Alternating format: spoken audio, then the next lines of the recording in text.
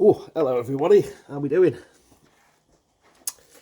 I'm just doing an oil change on the Vectra and I thought, hey, why not bring the people? So we're going to do an oil change on the Vectra. I've done about 3,500, 3,700, something like that, since I've owned it. Serviced it when I first got it. So yeah, I've got a couple of big journeys coming up over the next month or so. So we'll throw an oil and filter on it and yeah, see how it goes. Yeah. How's everybody doing? Hope everybody's doing alright. It's been a bit cold. So, yeah. Got lots of stuff planned for the summer. Car shows and different bits and bobs. Should be pretty good. I'm going to get the Granada out, I think, maybe next weekend. Because I've got some important stuff to do with the Granada, some important paperwork, because it's the 4th of March today, and on the 7th it's the 40th anniversary of when that car was first registered. So I'm going to get it out, I'm going to tax it and send all the paperwork away for getting her transformed, for want of a better term, into a historic vehicle. So yeah, free road tax, and if you're daft, you no longer have to MOT it, but I shall still keep MOT in the car, purely because, you know, I can put my professional eyes over it and make sure that it's all okay should the inevitable happen. You tend to be looked on a little bit more favourably by the insurance company if you do keep an old car like that MOT'd. I'm just saying, in the past I've seen them, and when they've been MOT'd, well, they haven't had an MOT for 5 or 6 years, and the owner wants to, you know, maybe sell it or get it looked at, and, you know, all the front brakes and that are all imbalanced, and the ball joints are hanging out of it. It's got big rot holes in the inner sill where you can't see, and etc, etc, etc. And I personally think, yeah, it's great to you know, save the 300-400 quid a year on road tax, but I think it's daft not to spend an MOT fee to have a professional set of eyes look over your car, you know, to make sure it's in a safe, roadworthy condition. And yeah, so that's what we're going to be doing with the Granada. And I don't intend using it much this year, purely because I've got a lot of suspension work and stuff to do on it, and with it being in a state, the problem is getting some of the suspension parts for it, particularly for the back. So I've got about 80% of them, but I haven't got everything yet. And what I intend to do is, rather than change the parts on the car, I've got 2 brand new original Ford front and rear subframes. So what I'm going to do is I'm going to build both front and rear subframes up complete when all the bits and bobs have been sourced, and fit them to the car as a complete unit built. Because if anybody's ever tried fitting a front road spring on a Granada or a Mark 3 4 or 5 Cortina, you'll know that they are the end of the world. They're one of the worst jobs to do on those cars, and yeah, it's much easier to do it off of the car. So that's my sole thinking for that. Yeah, so I'll keep you posted on it. So it's perfectly drivable as it is. It's just, you know, because we've had the car for so long, every single ball joint, bush, shock, spring, everything are the car's originals, and it's starting to show because it's driving a little bit like Uncle Buck's Mercury Grand Marquis. He does like to wallow a bit, so it's time for some new. Anyway, so that's that. Let that oil drain a little bit more. The oil filter on the Vectra is just up here. It's a metal spin-on one. It should come off relatively easily. Switch. There we go. Drive that under there. And all I've done is I was given an oil filter for this car, which was nice, but it's a brand that I don't like using, and I'll show you in a minute, but that was a free one. And I've also bought another one for it. Now, there's a choice of 2 oil filters for these cars. The front wheel drive applications, such as this, use a metal spin on one, like that. And the rear wheel drive applications, up to a certain date, use a cartridge filter where you actually take the filter element out, put it into the lid and screw it back in. That's, you know, with your Amigas and the likes. But with this car, or this engine in this model, or all of the Vectras, there's a choice of 2 filters, and there's a massive price difference between the 2. And a good friend of mine used to have one of these, and he gave me an oil filter which he didn't obviously have any use for, so I was like, thank you mate, I'll put that to good use. So what I've done is I've bought both of the oil filters that are, you know, for this engine, and there's only really one difference. I've looked into it, and from what I can make out is the difference between the 2.5 and the 2.6 engines. This is a 2.5, and the 2.6 is a bit more, in essence it's identical, it's the same engine, but it's a little bit higher emission standard on it, etc, etc. Joseph will probably tell you about all of that. And the 2.6 ones have manifold caps, and they sit here and again right at the back, and therefore the oil filter for the 2.6 ones is physically shorter, and between the two is quite a price difference. And the shorter one for the 2.6 is cheaper than the longer one for the single cap cars like this. So I've got them both, and that's the short one. Yeah, that's that. And the one I got free, I don't normally use these filters because they're Crossland filters, and let's face it, they're primarily junk, just like anything that comes from that particular car parts place that supplies these. But I'm not moaning because it was free. So yeah, we'll shall stick that one there. Oh, bugger off. I'll stick that one there. And you can see the difference. It's minute. It is literally minute. So I'm going to see if this one, which is technically the wrong choice for this engine, fits. So I'll grab a bit of old oil, and I'll give the filter housing a bit of a clean before I put that on. My rag. Oh, wrong way. I'll do that. So it's all about experimenting, you know. For the price that the filters cost, if it doesn't fit, it doesn't matter. So yeah, and the mileage that I do between servicing, etc., because I do like to look after my cars, I don't mind running that Crossland filter for 3,000 or 4,000 miles. I'm sure it won't hurt it. So yeah, right, let's give this Bosch shorter one a whirl, and I'll lube up and do the other one as well. So that screws on. It's going to go gingerly with this. I'm going to feel what the thread pitch is like as well, see if that's any different, but it doesn't feel it. Maybe a little bit. That seems to have gone on okay.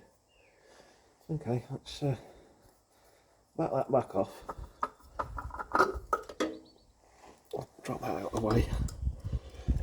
And we'll try the Crossland one. I really don't like these filters. I was feeling a bit nervous. Is it going to fit? Probably not. And this is the one that's for this car. Come on you go. Yeah, that's on, that's it. yeah, no physical difference with the thread pitch, none of it. It's just this one is fractionally longer. So I'm going to tighten this one down.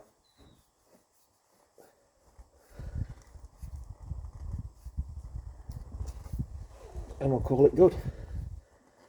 And when you put in canister filters on like this, use your mind, not your muscle. Screw it down till the seal touches the block, 3/4 of a turn. The job's a good one, just leave it alone.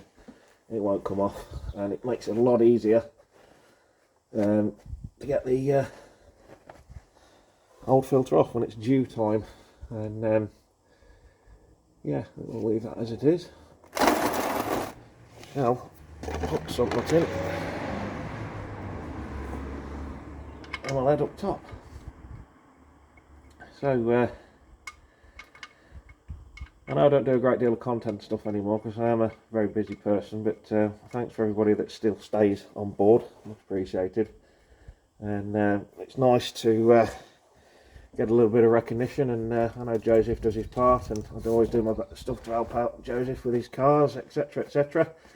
And it's always a pleasure, you know, and I extend the same on to everybody else. You know, if you ever need any help, advice and stuff and that with particularly the older motors, you know, drop me a line down in the comment section and etc etc, and I'll do my best to get back to you and try and help you out. And yeah, cause it's what it's all about, it's what we're in this for. And yeah, I've got no time for modern cars whatsoever, and so that's why I drive around in junk like this, because it's fun and you can tinker on them and do what you need to do as and when you damn well want. So, and you haven't got depreciation or, you know, anything like that to keep worrying about. So I'll put the Bosch filter away, I'll save that for next time. Go over there, porcelain box out of the way, and we shall drag that out and we'll head up the top. I'll do all this in one take, so bear with.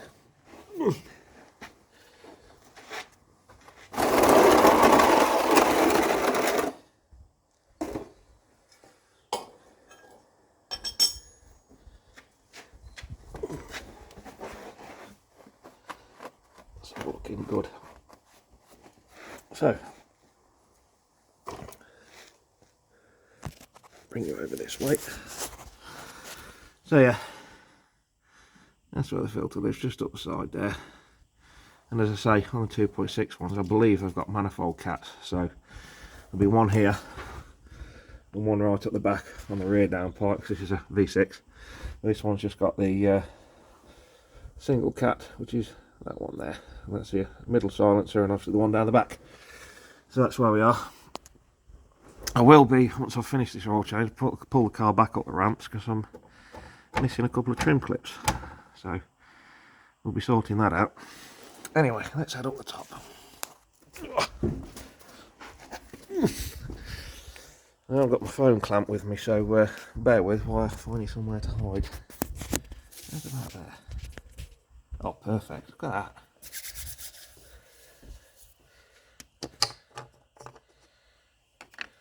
There.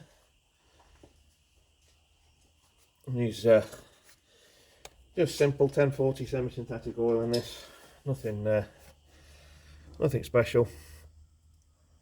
Let's go and pour away. Oh, it's 5.8 litres, I believe, and this is a gallon. So we'll put all of this in, fire it up, and I'll back it off the ramps. Stick you back where you are, and we'll do some final checks. Yeah, as I say, if anyone's got any questions, any comments, any criticisms, stick them down in the comments down below, which will be nice. And yeah, it's always good to have a laugh. But if anybody's going to the NEC Practical Classics and Restoration Show, I think I've said that right, what a bloody gobful. I shall be there with my car club, and I'll be with the Jeep, and we're doing a live action stand, so we'll be working on the vehicles that we have on stand. We're taking 2 cars and a motorcycle. We're taking the Jeep, and my good friend Mick has got a Vauxhall Omega, just like the one that I used to have. And yeah, we're going to be doing shocks and springs on the Amiga and some interior work.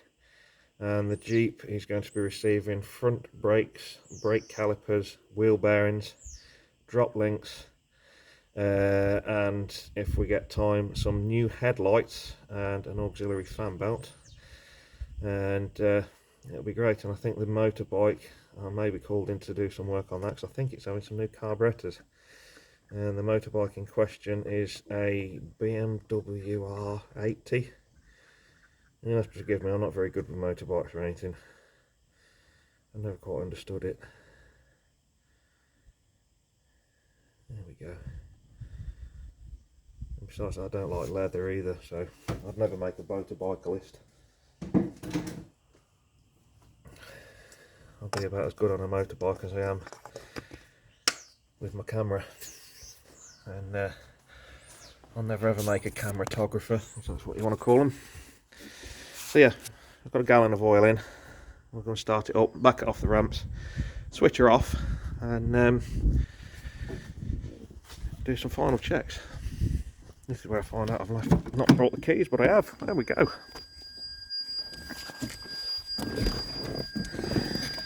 And you'll see, shut up buzzing, keep your eye on the oil light, just there. As you start the engine up, it needs to build oil pressure and fill that oil filter up. And when it gains oil pressure, the oil light will go out. 3, 2, 1.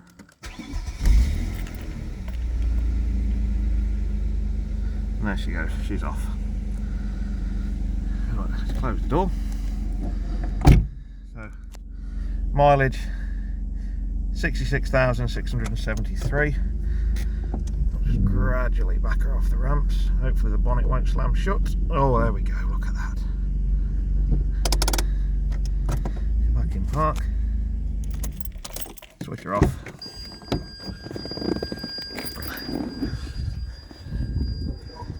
Get back around here. Let the oil settle a little bit, but yeah, I'm actually really enjoying owning this car, and yeah, it's going to stay on the fleet quite a while, and using it every day, which is good.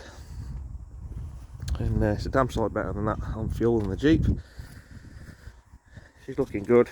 I'm going to have in my friend Dave, who does all my body work, and that is a guy who painted the Granada many years ago, to have a look at this here, because before my ownership this was already here, and I can put it down to, I think maybe it had a leaky fuel cap at some point. So it doesn't leak now, and I can fill it up and then go for a drive and it doesn't leak. So that's the only real mark on the car, because I say the rest of the car's pretty well 99% rust free. And say she's got solid arches and solid sills and solid everywhere in the important parts, which is good. So we'll let the oil settle on that for a second. We'll have a look at the Jeep. We'll be doing some work on the Jeep maybe tomorrow, and I had it washed the other day by the Bosnian subcontract car wash, if that's what you want to call it, which has had some new tyres. And the difference that these tyres have made to the way this thing drives is unbelievable. There's no road noise anymore, there's no vibration, there's no shake, and you know, I'm not drifting at 30 miles an hour going around an island, because the original BF Goodriches that are on it was 16, nearly 17 years old. So they had to go. So I've gone for the next best option, because I couldn't afford the BF Goodrich ones, because my first name's not Shake.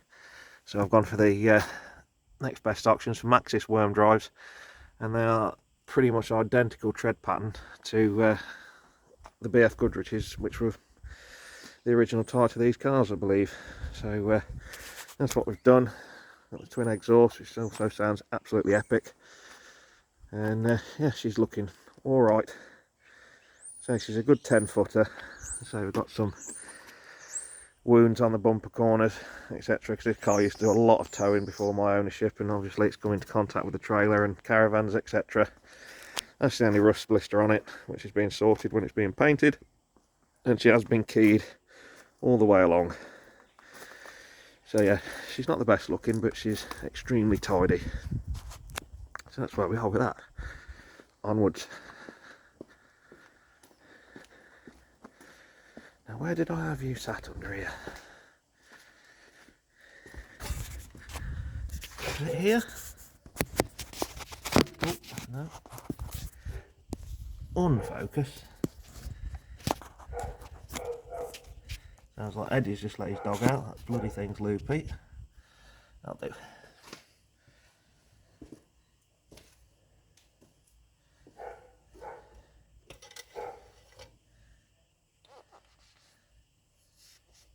So yeah. Where are we at? We're about there. So I reckon another half a litre. The thing is, with most voxels I've found, it does actually display it on the dipstick. The distance between full and max mark is only 1 litre. So if you are on the minimum, it's nothing really to worry about. Just stick a litre in it, you know the job's good. I'll stick that in there. Take the cap back off. I shall stick some more in.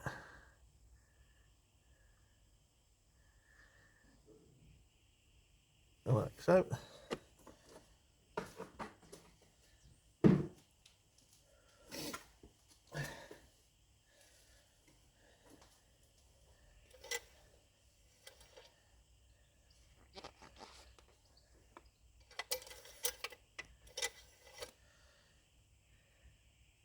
And there she is, bang on the mark, good to go.